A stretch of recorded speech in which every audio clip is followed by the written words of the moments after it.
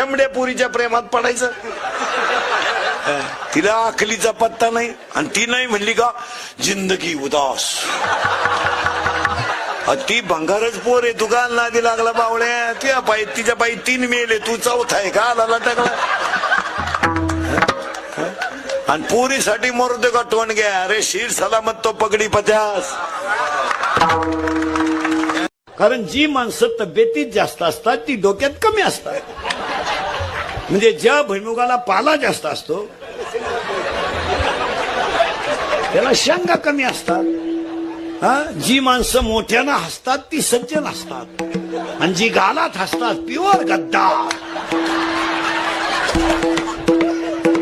आणि जी माणसं मोठ्यानं बोलतात ती आतून बाहेरून निर्मळ असतात आणि जी हळूच बोलतात लफडच डेंजर.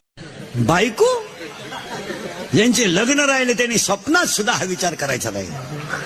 त्यांनी आता असेच दिवस काढायचे, कोणता तरी फोटो ठेवायचा. बायको रेंज गेली, काहींची रेंज, काहींचा डिस्प्लेच गेला, चित्रच दिसायला. 11वीला एवढंच आहे, 17च आहे. बापाला काय म्हणते माहिती का, काय केलंय माझ्यासाठी. आता त्यानं केलं ते सांगायचं.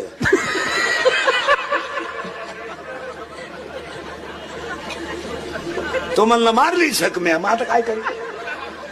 आता हसा रे, आता हसा. फक्त सांगा जाऊ द्या इंद्रिकला हलकट म्हणा एक विनोद आहे का. काय नालायक नाद लागलाय महाराज. अंडरपॅन नाही पण मोबाईल आहे. आणि ही मोबाईल वापरणारा जावलं देत ना, या रात्री झोपती नाही, यांना झोपा नाही राहत्या. यांना जर मोबाईल नसला झोपताना हे गोदडीच्या झोऱ्या उपशी द्या. पुरीने इतक्या लाजा सोडल्यात ह्या 2-4 वर्षात महाराज. पुरी चांगल्या पोरांवर प्रेम सुद्धा करीन. एकदम भंगरी पोराच्या नादी लागती. पोर भंगरी, त्याच्या बगलात गुशिड्या, 1 साइड भांग, अंडरपॅन्टला वा. आणि त्यालाच म्हणती तूच माझी जान है.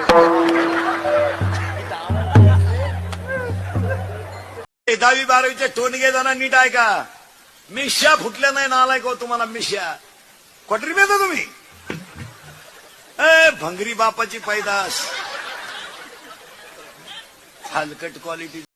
जनतेतून थेट 2-4 महिने हरडल्या तर झाला फायदा. ते बरं झालं. त्याला अवघड झालं. तो गडी गावात जुमानेच कोणला ते एकटं झाल्यामुळं तेच खटी घ्यायचं. कोणी सांगितलं तुम्हाला ज्यांना जास्त पगार आहे त्यांना अक्कल आहे. सुशिक्षितपणाचा आणि परमार्थाचा संबंध नाहीये. लोकांनी तो लावलाय. बरोबर, तो माणूस श्रीमंत आहे, उभ्याने जेवतो. तो बुद्धिभ्रष्ट माणूस आहे. त्याला मुळव्याध आहे, आग होती म्हणून उभ्याने जेवतो तो.